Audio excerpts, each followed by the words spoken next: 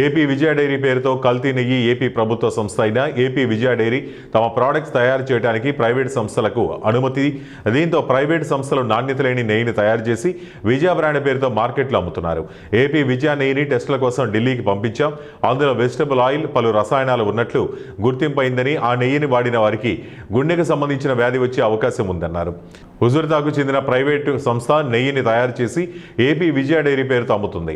AP dairy రైతుల నుంచి పాలు సేకరించడం లేదు. ఇతర కంపెనీలకు విజయ బ్రాండ్కు అనుమతి ఇవ్వడంతో నాణ్యత లోపిస్తుందని ఏపీ ప్రభుత్వ సంస్థ కల్తీని గమనించాలన్నారు. విజయ బ్రాండ్ పేరును వాడుకుని కల్తీ నెయ్యిని మార్కెట్లో అమ్ముతుంది. ఏపీ డైరీ ప్రజలతో ప్రాణాలతో చెలగాటమాడుతుందని తెలంగాణ పాడి పరిశ్రమాభివృద్ధి సంస్థ చైర్మన్ గుత్తా అమిత్ రెడ్డి ఆరోపించారు. లేకపోతే అక్కడ ఉన్నటువంటి డైరీ డెవలప్మెంట్, పశుసంవర్ధక శాఖ మంత్రికి కానీ అందరికి కూడా ప్రత్యేకంగా విన్నవిస్తా ఉన్నా. మీరు ఒకవేళ మీ రాష్ట్రానికి సంబంధించిన రైతుల ద్వారా పాలన సేకరించి మీరే ప్రాసెస్ చేసి మీరే ప్యాక్ చేసి ప్రజలు అమ్మితే ఎవరికేమి ఇబ్బంది లేదు.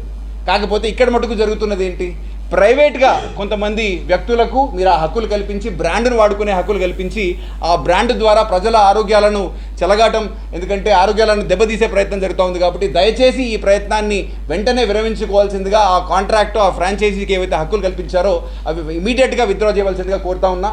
ఎవిడెన్స్, సాక్షాత్ ద్వారాలు కూడా మీకు మళ్ళీ మేము అఫీషియల్గా పంపించమన్నాను కూడా సరే మీకు పంపిస్తాం.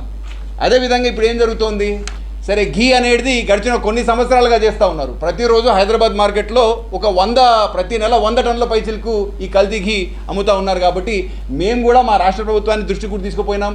ఇక్కడ కూడా క్వాలిటీ కంట్రోల్ మెకానిజం కూడా తీసుకుపోవడం జరుగుతుంది. వాళ్ళ మీద చట్టపరమైన చర్యలు ఖచ్చితంగా మా రాష్ట్రంలో తీసుకుంటాం. ఎందుకంటే ఇక్కడ ప్రజల ఆరోగ్యాలకు ప్రభుత్వ బాధ్యత కాబట్టి, మా రైతాంగాన్ని కాపాడవలసిన బాధ్యత కూడా మా మీద ఉంటుంది. కాబట్టి విద్య అనేది రైతాంగానికి సంబంధించిన అందరి ఆస్తి.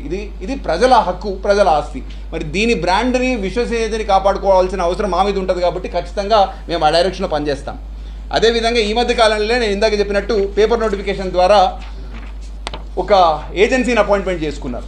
ఈ ఏజెన్సీ కూడా ఎట్లా పేరు పెడుతుందంటే విజయ మిల్క్ ప్రొడక్ట్స్ పేరు కూడా అట్లనే పెడతారు. పెట్టేసి కొత్తగా వాళ్ళు సరే ఘీ సరిపోనట్టు ఇప్పుడు పాలతో కూడా ముందలు రావడం జరిగింది. ఇది వాళ్ళ పాల ప్యాకెట్. ఇప్పుడు ఈ పాల ద్వారా కూడా ఏం చేస్తున్నారంటే దీని వెనకాల కూడా ప్రజలను నేను కోరేదల్లా ఒకటే, మీరు ఏం కొంటున్నారు అనేది వెనకాల తీసి చూడండి. అది ప్రభుత్వ డైరీలో ప్యాక్ అవుతూ ఉందా, ప్రైవేట్గా ప్యాక్ అవుతూ ఉందా అనేది ఖచ్చితంగా FSSAI స్టాండర్డ్ ప్రకారం ప్రింట్ చేయాల్సిందే.